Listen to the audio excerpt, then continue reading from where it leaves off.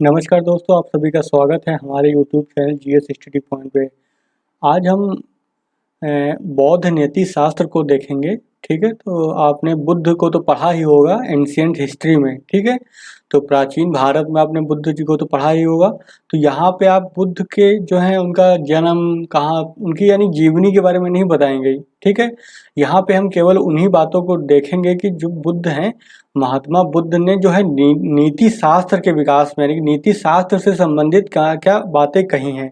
ठीक है, और जब आपका पेपर 4 जो होता है यूपीएससी या फिर यूपीपीसीसी एग्जाम में, तो वहाँ पर जो आता है नीति शास्त्र से संबंधित अगर कोई क्वेश्चन आता है बुद्ध से, तो वहाँ पे केवल आप जो है नैतिक बातों को उठाएंगे। वहाँ पे ये नहीं कि बुद्ध का जन्म कहाँ हुआ था और उनके किस राजघराने से संबंधित थे, कब उन्होंने ये क्या बोलते हैं ज्ञान की प्राप्ति की थी, कहाँ प्राप्त की थी, ये सब आप लिखेंगे तो आपको नंबर नहीं मिलने वाले हैं। ठीक है, क्वेश्चन की भाषा के अनुसार जो है आपको अपना उत्तर लिखना चाहिए हमेशा।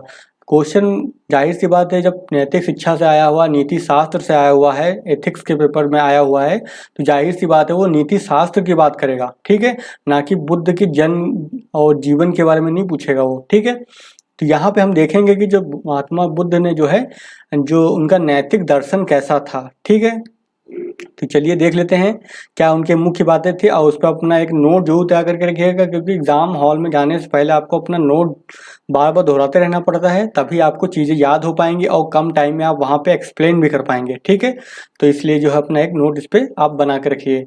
तो हम यहाँ पे देखते हैं बौद्ध नीति शास्त्र की जो है प्रमुख बातें, उनके बिंदुओं को हम प्रमुख उनको नोट करते हैं।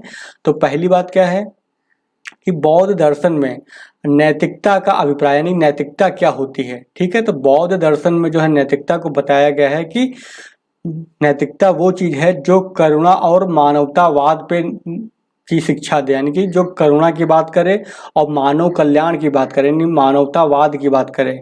ठीक है, यानी कि ये अगर दो चीजें हैं तो उसी को जो है क्या बोलेंगे, वो चीज नैतिक है। यानी कि कोई भी कार्य जो है नैतिक कब कहलाएगा, जब वो कार्य जो है करुणापूर्ण किया गया हो और मानव को केंद्रित यानी मानव कल्याण के दृष्टिकोण में किया गया हो। ठीक है, तो बहुत इंपॉर्टेंट लाइन है आपकी ये।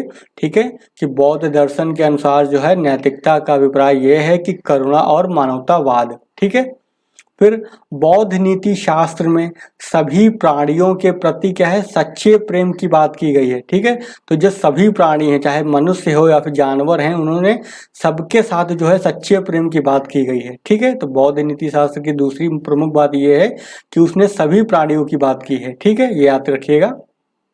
फिर अगला बिंदु क्या है, बौद्ध दर्शन में कहा गया है कि सर्वप्रथम जो है मनुष्य को जानना चाहिए कि इस जगत में जो है, यानी जो जगत है यानी कि जो वर्ल्ड है प्रेजेंट टाइम का, इस जगत में सभी प्राणी जो होते हैं वो क्या करते हैं, दुख का अनुभव करते हैं। तो आपने पढ़ा भी होगा, हिस्ट्री में भी देखा था, जब वहाँ पे बुद्ध की जो फिलॉसफी पढ़ी थी हमने, तो क्या देखा था कि जो संसार जो क्या है बताया था उन्होंने, दुखमयी है, यानी कि सभी प्राणियों को दुख है। ठीक है, एवं क्या बोला है साथ में, इस दुख का कारण क्या है ये भी बताया उन्होंने। ठीक है, तो उन्होंने बताया था कि दुख संसार में जो सभी व्यक्ति प्राणी जो हैं वो दुख का क्या करते हैं, अनुभव करते हैं। ठीक है, और दुख का क्या होता है, कुछ कारण होता है। ठीक है, फिर उन्होंने क्या बताया था कि दुख का निवारण संभव है। ठीक है, इसके साथ उन्होंने बताया था महात्मा बुद्ध ने, दुख का जो निवारण है वो संभव है।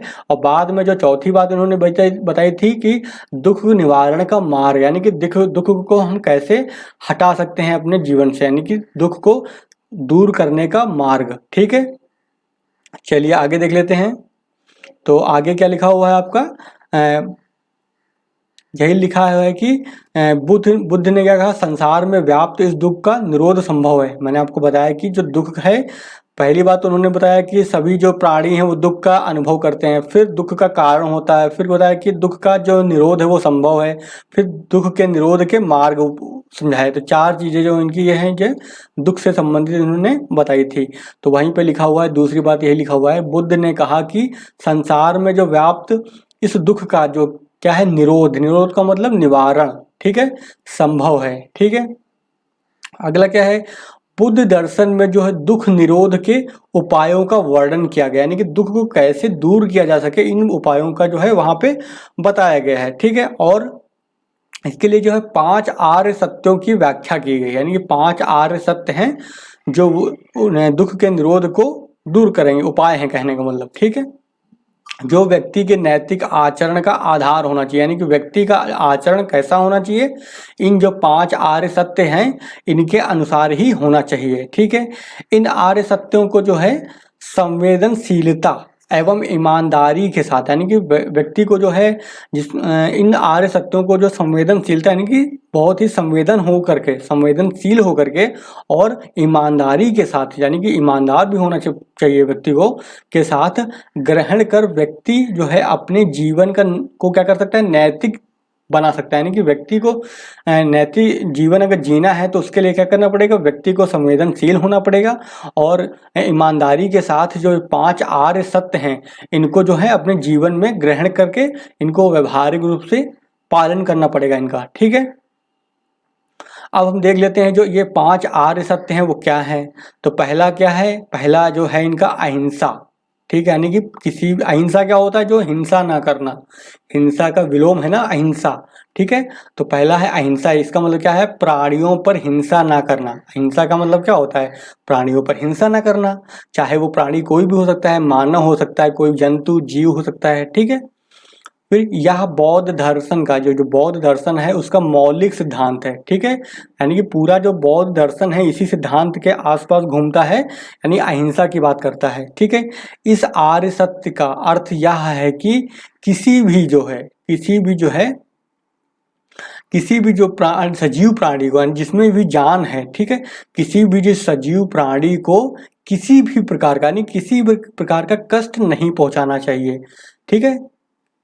अगला बात क्या कही, तथा सभी के प्रति प्रेम भाव रखना चाहिए, यानी कि किसी से घृणा नहीं करनी चाहिए व्यक्ति को, हर किसी के साथ उसके प्रेम के साथ जो है प्रेम भावना उसको रखनी चाहिए, प्रत्येक व्यक्ति के साथ, प्रत्येक जीव के साथ, ठीक है। आगे देख लेते हैं, चलिए आगे आगे उन्होंने क्या दूसरी बात कही, दूसरा जो आर्य सत्य है, दूसरा आर्य सत्य यह है कि कुछ भी ग्रहण ना करना, ठीक है, कोई भी चीज को ग्रहण ना करना। इसका तात्पर्य क्या होता है, इसका तात्पर्य है कि चोरी ना करना, ठीक है। यानी कि ग्रहण ना करना का मतलब चोरी नहीं करना। क्यों ऐसा, क्यों उन्होंने बोला, क्योंकि यह दूसरों को नुकसान पहुंचाता। अगर आप कोई भी सामान किसी दूसरे का व्यक्ति का चुराते हैं, चाहे वो बौद्धिक संपदा ही क्यों ना हो, तो इससे क्या होगी, दूसरे को नुकसान पहुंचेगा ना, दूसरे का हानि पहुंचेगी, और दूसरे को तो हानि पहुंचाना ही नहीं, क्योंकि अहिंसा में यही कहा गया कि दूसरों को हानि नहीं पहुंचानी चाहिए, ठीक है। तो यही लिखा हुआ है, क्योंकि यह दूसरों को नुकसान पहुंचाता है, साथ ही किसी से यानी किसी दूसरे से किसी प्रकार का लाभ उठाना क्या हो जाता है, अनुचित है। यानी कि किसी का अगर फायदा, किसी का प्रकार का लाभ उठाते हैं, उससे किसी दूसरे व्यक्ति से आप फायदा उठाते हैं, तो ये काम भी गलत है। क्यों, क्योंकि ये कार्य अनुचित है, यानी कि अनएथिकल है, ठीक है। इस सत्य के मूल में जो इसका केंद्र बिंदु है, इस सत्य के मूल में जो है यह है कि व्यक्ति को उदार होना चाहिए, यानी कि लिबरल होना चाहिए। तो इसकी खास बात क्या बताई उन्होंने, यानी कि जो सिद्धांत यानी जो ये दूसरा आर्य सत्य इन्होंने दिया था, इसका मूल बिंदु क्या है, उदार होना, ठीक है। तो व्यक्ति को उदार होने की बात इन्होंने कही है। अब तीसरा आर्य सत्य क्या है, ब्रह्मचर्य की बात करी उन्होंने, ठीक है। तो तीसरा आर्य सत्य में उन्होंने बताया कि जो व्यक्ति को जो है शारीरिक संबंधों में क्या लाना चाहिए, पवित्रता रखनी चाहिए, ठीक है। तो तीसरा जो है इनका आर्य सत्य है, वो बौद्ध धर्म में जो है नीति शास्त्र में क्या बोला गया है कि व्यक्ति को जो है ब्रह्मचर्य का पालन करना चाहिए। ब्रह्मचर्य का मतलब क्या है, ब्रह्मचर्य से यहाँ पे तात्पर्य ये है कि जो शारीरिक संबंध हैं उनमें क्या है, पवित्रता रखनी चाहिए, ठीक है। अगला जो है आर्य सत्य उन्होंने क्या, चौथा आर्य सत्य ये बताया था कि झूठ ना बोलना, ठीक है। तो चौथा आर्य सत्य जो है वो झूठ ना बोलना है। व्यक्ति को क्या है, सत्य बोलना चाहिए, ठीक है। वह झूठ से परहेज करना चाहिए, यानी कि झूठ को नहीं बोलना चाहिए।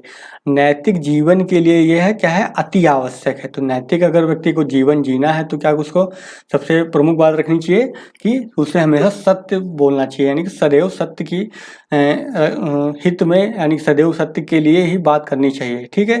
सदैव सत्य ही बात बोलना चाहिए। आपने देखा भी होगा कि जो एथिक्स का जो पेपर पार्ट है उसमें ईमानदारी एक बहुत बड़ा जो है गुण है, एक जो प्रशासक होता है उसको ईमानदार भी होना चाहिए। तो ये कहाँ इसको देखा सकता है, ये बौद्ध नीति शास्त्र में भी कहा गया है कि व्यक्ति को जो है नैतिक जीवन जीना है, यानी कि नैतिकता को जिसको जिसको पालन करना है उसे क्या है, उसे सत्य बोलना चाहिए, यानी कि झूठ नहीं बोलना चाहिए। ठीक है। फिर अगला जो पांचवा जो आर्य सत्य दे रखा है, जो पांचवा आर्य सत्य दे रखा है, मादक द्रव्यों का त्याग। ठीक है। जो मादक द्रव्य यानी कि शराब वराब जैसे जो नशीले वस्तुएं हैं उनका क्या करना चाहिए, त्याग करना चाहिए, यानी कि उनको छोड़ देना चाहिए। व्यक्ति अगर कर रहा है तो त्याग देना चाहिए इसको। तो वही लिखा हुआ व्यक्ति को जो है सजग रहकर, यानी कॉन्शियस रहकर, सजग। ठीक है। क्योंकि अगर कोई व्यक्ति जो है दारू पी लेता है, शराब के नशे में होता है, फिर कोई ड्रग्स के नशे में होता है, तो वो अपने मस्तिष्क पे उसका नियंत्रण नहीं होता, यानी सजग नहीं होता है। ठीक है। तो व्यक्ति को लेकिन तो सजग रहना चाहिए। तो ऐसे में क्या करना पड़ेगा, मादक द्रव्य है उनका क्या करना पड़ेगा, त्याग कर देना पड़ेगा। ठीक है। तो व्यक्ति को जो है सजग रहकर जो है पवित्र जीवन जीना चाहिए। मादक द्रव्यों के सेवन से व्यक्ति जो है नैतिक जीवन से भटक जाता है, यानी कि वो अपने नैतिक जीवन से भटक जाता है। देखिए अब देखिए सारे जो आर्य सत्य हैं उनका मूल उद्देश्य क्या है, मूल उद्देश्य ये है कि नैतिक जीवन जीना है हमको। ठीक है। नैतिक जीवन जीने की कला को बताया गया है कि कैसे जो है हम नैतिक जीवन को जी सकते हैं। इसके लिए जो 5 आर्य सत्य हैं, ठीक है, उनका अगर हम पालन करते हैं तो हम नैतिक जीवन को व्यतीत कर सकते हैं। ठीक है। तो ये रहा आज का टॉपिक हमारा, बौद्ध का नीति शास्त्र।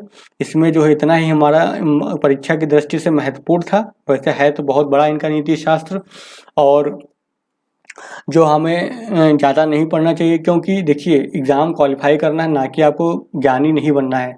तो उन्हीं बिंदुओं को आप याद कर रखिए जिनका इस्तेमाल आप अपने कोई भी एग्ज़ाम में का आंसर लिखने में कर सकें। अब जैसे नैतिक से रिलेटेड कोई भी क्वेश्चन अगर आता है, ठीक है, तो वहाँ पे आप डाल सकते हैं कि बुद्ध ने नैतिक जीवन जो व्यतीत करने के लिए इन बिंदुओं की बात महत्व दिया है, इन बातों का महत्व दिया है। ये 5 आर्य सत्य के द्वारा जो है व्यक्ति जो नैतिक जीवन जी सकता है। वहाँ पे 5 आर्य सत्य के बारे में एग्जाम्पल दे दो कि ये करना चाहिए। ठीक है। तो आप इस तरह से एक्सप्लेन करके आप कोई भी क्वेश्चन लिखने में सक्षम हो सकते हैं। ठीक है। या फिर कभी क्वेश्चन सीधे सीधे पूछ सकता है कि महात्मा बुद्ध की जो है बौद्ध नीति शास्त्र के विकास में क्या योगदान रहा है, तो वो लिख सकते हैं। किसी भी तरह का क्वेश्चन अगर आएगा तो आप उसको लिखने में सक्षम हो जाएंगे। बस इन्हीं 5 बिंदुओं को आप याद रखिएगा। ठीक है। आप अपना आंसर लिख लेंगे।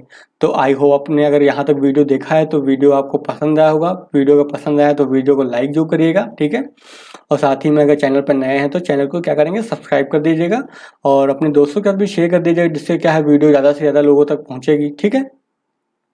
और कमेंट के माध्यम से बताइएगा कि वीडियो कैसा लगा है। अगर वीडियो में से संबंधित कोई सुझाव होगा तो वो भी आप कमेंट करके बताइएगा हमें। अगर हमें लगेगा तो हम सुझाव को अमल करने का प्रयास करेंगे। ठीक है। और नीचे जो है लिंक जो है डिस्क्रिप्शन बॉक्स में दिया हुआ है व्हाट्सएप ग्रुप और टेलीग्राम का, वहाँ पे इसकी PDF को शेयर कर दिया जाएगा। तो अगर जिसको PDF चाहिए नोट्स की तो वो टेलीग्राम और व्हाट्सएप ग्रुप को ज्वाइन कर सकता है। ठीक है। तो वहाँ पे उसको PDF मिल जाएगी। चलिए फिर आज का वीडियो यहीं पे ख़त्म करते हैं, मिलते हैं फिर नेक्स्ट वीडियो में।